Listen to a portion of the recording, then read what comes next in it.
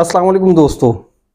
आज की वीडियो आप लोगों ने एक सेकंड के लिए भी स्किप नहीं करनी है, क्योंकि बहुत सारे मिसकॉन्सेप्शंस को मैं क्लियर करने वाला हूं और ज़रूरी है कि आप लोग मेरी बात को समझें, उस पर तवज्जो दें, ताकि आप लोगों के जहन में जो भी बातें आ रही हैं उन तमाम के जवाबात आपको टाइम टू टाइम मिलते जाएं। सबसे पहला सवाल आज की वीडियो में जो मैं आपको खुद करूंगा और खुद बताऊंगा उसका जवाब। पहला सवाल जो है वो यही है कि क्या इस जानवर का, जिसका नाम पिग है, अंग्रेजी में पिग कहते हैं, उर्दू में कुछ लोग सूर कहते हैं, कुछ सुअर कहते हैं, अरेबिक या फारसी में से खंजीर कहा जाता है। तो लोग ये कहते हैं कि इस जानवर का नाम तक लेने से 40 दिन तक आपकी जुबान नापाक हो जाती है। कुछ लोग तो ये भी कहते हैं कि कोई इबादत भी कबूल नहीं होती है। तो इस तरह की बातें जो है ना, इनका हकीकत से कोई ताल्लुक नहीं है। अगर ऐसा होता तो कुरान में इसका नाम खंजीर लिखा है और उसका तर्जुमा उसी के नीचे सूर या सुअर लिखा हुआ है। तो इस तरह कभी भी कुरान में नहीं लिखा जाता कि पढ़ने वाला जो है 40 दिन तक उसकी जबान नापाक हो जाए। तो यहाँ तक तो ये बात समझ में आ जानी चाहिए कि ये एक जस्ट मिथ है। अब ये मिथ्स क्या होती है, देखें, ये मिथ्स इस तरह की होती है, उसके कुछ एग्जांपल्स देना चाहूंगा मैं आपको। कि ये कहा जाता है कि रात में अगर कोई काली बिल्ली रास्ता काट जाए तो आपको वहां से नहीं गुजरना चाहिए। ये भी एक मिथ है। अगर वही बिल्ली सफेद खाल वाली हो, सफेद रंग वाली हो या ब्राउन कलर की हो, वो रास्ता काट जाए तो आप गुजर जाएंगे। भाई सिर्फ और सिर्फ खाल का फर्क है, अंदर से सारा कुछ वैसे ही होता है। तो ये भी एक मिथ है। दूसरी मिथ हमने ये भी सुनी है कि रात में कोई सफेद चीज लेकर बाहर ना निकले। एक और हमने ये भी सुना है कि भाई आप अगर कोई मछली खाते तो उसके बाद दूध ना पिए, वरना आपके जिस्म पे कोई चेचक के दाग या मुख्तलिफ किस्म के धब्बे निकल आते हैं। तो इन तमाम चीजों का हकीकत से कोई ताल्लुक नहीं है, कुछ भी लेना देना नहीं है, जस्ट मिथ्स है, कहावत है, लोगों की अपनी कयास आराइयां कह सकते हैं। अब आज की वीडियो में जिस जानवर के बारे में मैं आपको बता रहा हूँ उसके बारे में तो कुरान में बता दिया गया कि ये हराम है। लेकिन क्या ये हराम है और इसका इस्तेमाल कब किया जा सकता है, कैसे कर सकते हैं, कैसे नहीं कर सकते हैं, इन तमाम बातों के जवाब मैं आपको देने वाला हूं। लेकिन उससे पहले कुछ बातें मैं आप लोगों को बताना चाहूंगा इसी हवाले से, जो कि जहन में रखना बहुत जरूरी है, ताकि आप लोगों को जो है इसका जवाब आहिस्ता आहिस्ता मिलता रहे। सबसे पहली बात ये देख ले कि एक बात जो हमारे कही जाती है कि आप जो कुछ खाते हैं, जो पहनते हैं, ओढ़ते हैं, वो आपकी सिफात में, वो आपकी प्रॉपर्टीज में शामिल होती रहती हैं चीजें। तो अगर इस जानवर के बारे में हम बात करें तो ये जानवर मुकम्मल तौर पे हराम कहा जाता है। और इसकी जो मादा होती है, जो फीमेल होती है, उसके बारे में कहा जाता है बहुत बेशरम और बेहया होती है। तो अगर हम किसी ऐसे जानवर का गोश्त खाएं या उसकी चीजें इस्तेमाल करें जिसमें बेशर्मी और बेहयाई का उनसर शामिल हो, तो हमारे अंदर भी वही सिफात आएंगी। तो इसलिए ये मना किया गया है कि इसका इस्तेमाल नहीं करें। लेकिन कहाँ इस्तेमाल करना है ये भी आपको आगे पता चलेगा।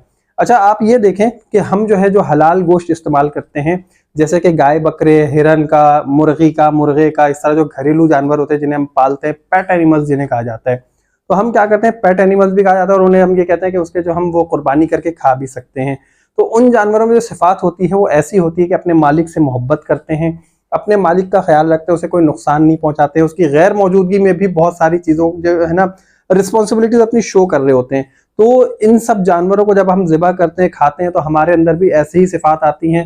हम अपने मालिक से मोहब्बत करते हैं और हमारा मालिक कौन है? अल्लाह ताला है। तो हम अल्लाह ताला से मोहब्बत करते हैं, अल्लाह के बताए हुए रास्ते पर चलते हैं, हराम चीज़ों को हाथ नहीं लगाते हैं और हमारा मालिक, हमें ये यकीन है कि अल्लाह हर जगह मौजूद है। लेकिन अगर हम कहीं पे ये सोचते हैं कि यार यहाँ पे हम ये काम करें ना करें, तो हम अपने मालिक का ख्याल करते हुए कोई गलत काम नहीं करते और यही हलाल चीज़ें खाने का जो उनसर है, जो प्रॉपर्टीज़ है, वो आपके अंदर शामिल होती रहती हैं। अब मैं आपको बताता हूँ कि ये जो पिग है, जो सुअर है, जो खंजीर है, इसका गोश्त, इसकी चर्बी, इसके बकाया जो पार्ट्स ऑफ बॉडी हैं, किसका क्या इस्तेमाल है, कैसे इस्तेमाल कर सकते हैं, कब जायज़ होता है, कब हलाल होता है। लेकिन उससे पहले मैं ये चाहूँगा कि मैंने एक डॉक्यूमेंट्री तैयार की है, वो डॉक्यूमेंट्री देखें। उस डॉक्यूमेंट्री को देखने के बाद आपको आपके सवाल का जवाब खुद मिल जाएगा कि आखिर इसमें ऐसा क्या है और क्या करना चाहिए।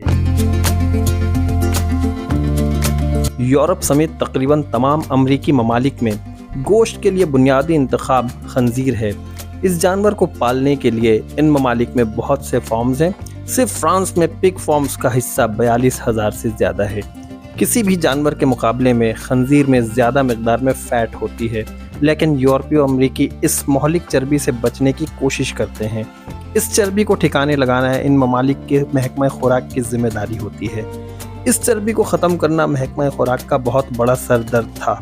इसे ख़त्म करने के लिए बाज़ाब्ता तौर पर इसे जलाया गया। लगभग 60 साल बाद उन्होंने फिर उसके इस्तेमाल के बारे में सोचा ताकि पैसे भी कमाए जा सकें।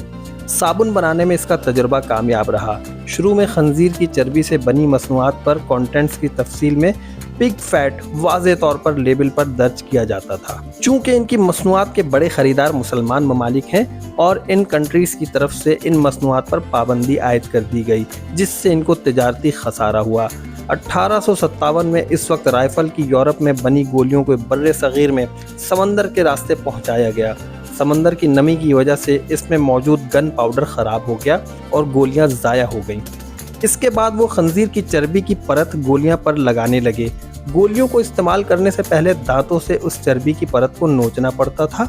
जब ये बात फैल गई कि उन गोलियों में खंजीर की चर्बी का इस्तेमाल किया गया है, तो फौजियों ने, जिनमें ज़्यादातर मुसलमान और कुछ सब्जी खोर हिंदू थे, उन्होंने लड़ने से इनकार कर दिया, जो आखिरकार खाने जंगी का बायस बना।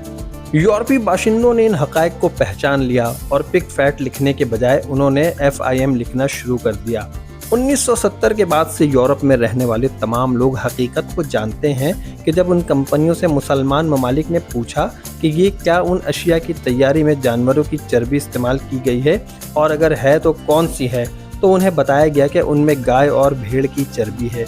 यहाँ फिर एक और सवाल उठाया गया कि अगर ये गाय या भेड़ की चर्बी है तो फिर भी ये मुसलमानों के लिए हराम है, क्योंकि इन जानवरों को इस्लामी तरीके से हलाल नहीं किया जाता, ना उस तरीके से ज़िबाह किया जाता था। इस तरह से उन पर दोबारा पाबंदी आयद कर दी गई।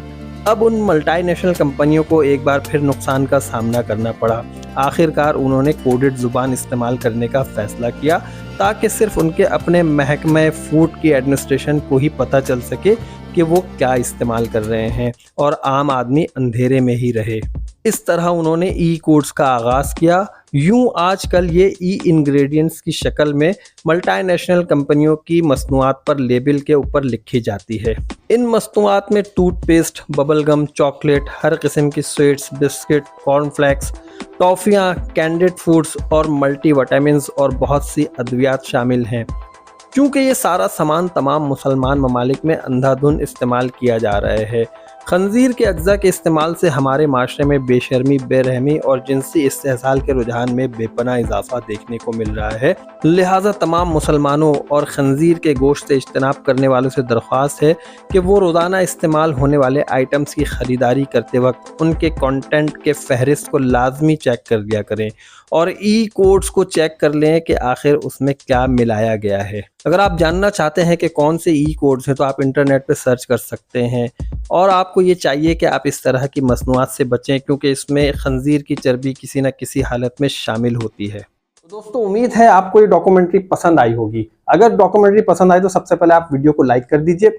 और अब मैं आपको आपके सवाल का जवाब दे देता हूं कि भाई, जब हमारे अल्लाह की तरफ से हुक्म आ गया, हमारे नबी ने बता दिया है कि इसका खाना, इसको पालना, इस जानवर को रखना, इसकी चीजें इस्तेमाल करना सब टोटली हराम है, तो बस हराम है।